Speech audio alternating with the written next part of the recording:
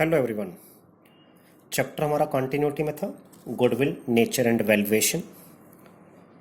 इस चैप्टर का सबसे इम्पोर्टेंट एंड लास्ट टॉपिक आज हम डिस्कस करेंगे आपके साथ। टॉपिक का नाम है methods of valuation of goodwill. There are 3 methods for the valuation of goodwill. First one is average profit method, second super profit method, third capitalisation method. किस method से गुडविल को कैलकुलेट किया जाएगा वो आपको क्वेश्चन में बता रखा होगा। तो आज बेटा हम फर्स्ट मेथड ले रहे हैं इसमें, एवरेज प्रॉफिट मेथड। तो आज हम सीखेंगे कि एवरेज प्रॉफिट मेथड को यूज करके गुडविल को कैसे फाइंड आउट किया जाता है। एवरेज प्रॉफिट मेथड से गुडविल फाइंड आउट करने के 2 तरीके हैं।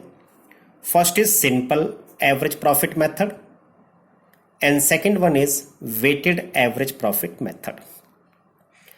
दोनों मेथड में से कौन सा मेथड हमें यूज करना चाहिए, ये डिपेंड्स करता है कि प्रॉफिट्स हमें किस तरीके से दे रखे हैं।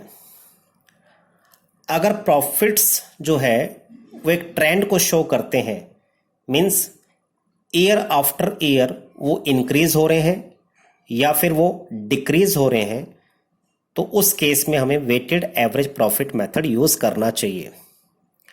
लेकिन बेटा जब प्रॉफिट ट्रेंड को शो नहीं करते, प्रॉफिट्स कभी इंक्रीज हो रहे हैं कभी डिक्रीज हो रहे हैं, तो ऐसे केस में हमें simple average profit method use करना चाहिए। ये तो मैंने बेटा आपको रूल बताया। नॉर्मली क्वेश्चन में अगर आपको वेट्स गिवन है तो आप वेटेड मेथड को यूज करेंगे, अगर वेट्स आपको नहीं दे रखे तो आप सिंपल मेथड को यूज करेंगे। सिंपल एवरेज प्रॉफिट मेथड से गुडविल को कैसे कैलकुलेट किया जाता है। सिंपल एवरेज प्रॉफिट मेथड में सबसे पहले हम एवरेज प्रॉफिट को फाइंड आउट करेंगे। एवरेज प्रॉफिट को फाइंड आउट करने का फॉर्मूला है total normal profits divided by number of years.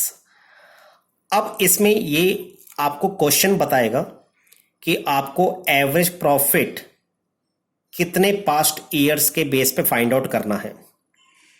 अगर क्वेश्चन में लिखा हुआ है कि goodwill will be calculated on the average profit of past 3 years, तो आपको पास्ट 3 ईयर्स के प्रॉफिट को आपने लेना है और उसको 3 नंबर ऑफ ईयर्स यानी 3 से डिवाइड कर देना है।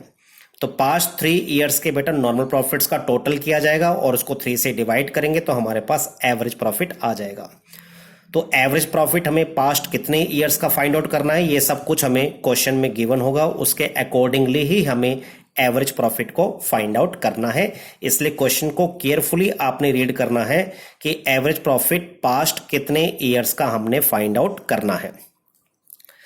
अब इसके बाद गुडविल को निकालने के लिए हम एवरेज प्रॉफिट को मल्टीप्लाई करते हैं नंबर ऑफ ईयर्स परचेज से। नॉर्मली क्या होता है बेटा, जो एवरेज प्रॉफिट होता है वही गुडविल होती है, लेकिन कई बार उसको हम number of year purchase question में गिवन होता है 2 ईयर परचेज, 3 ईयर परचेज और 2 टाइम्स और 3 times of average profit goodwill को फाइंड आउट करना है, तो हम उसको 2 और 3 से मल्टीप्लाई करके गुडविल को फाइंड आउट करते हैं। अब बात ये आती है कि ये नंबर ऑफ ईयर परचेज होता क्या है।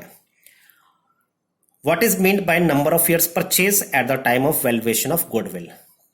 तो नंबर ऑफ परचेज बेटा कि जब हम किसी का बिजनेस परचेज करते हैं, रनिंग बिजनेस परचेज करते हैं, तो जिसका बिजनेस हम परचेज कर रहे हैं उस ओनर ने पास्ट में जितने एफर्ट्स पुट किए थे, उस एफर्ट्स की वजह से आज उस फर्म की गुडविल है, वो फर्म हायर प्रॉफिट्स अर्न कर रही है। तो जब उसका बिजनेस परचेज किया जाएगा तो उससे ओनरशिप चेंज हो जाएगी। ओनरशिप चेंज होने के बाद भी वो सेम प्रॉफिट आने वाले कितने साल तक होते रहेंगे, उसको हम नंबर ऑफ ईयर्स परचेज कहते हैं।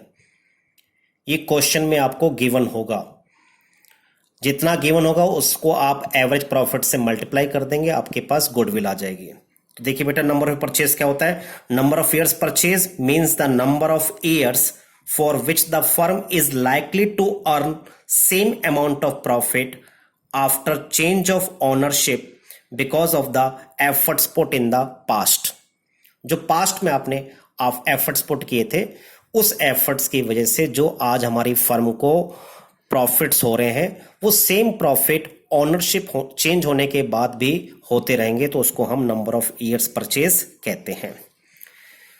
तो बेटा ये एवरेज प्रॉफिट को नंबर 6 से मल्टीप्लाई किया, हमारे पास गुडविल आ गई। अब मेन इसमें चीज क्या है, मेन है कि आपको नॉर्मल प्रॉफिट्स फाइंड आउट करने हैं। सबसे इंपॉर्टेंट जो है इस मेथड में वो है कैलकुलेशन ऑफ नॉर्मल प्रॉफिट्स, जिसको हम एक्चुअल प्रॉफिट्स भी कहते हैं, जिसको हम फ्यूचर मेंटेनेबल प्रॉफिट्स भी कहते हैं।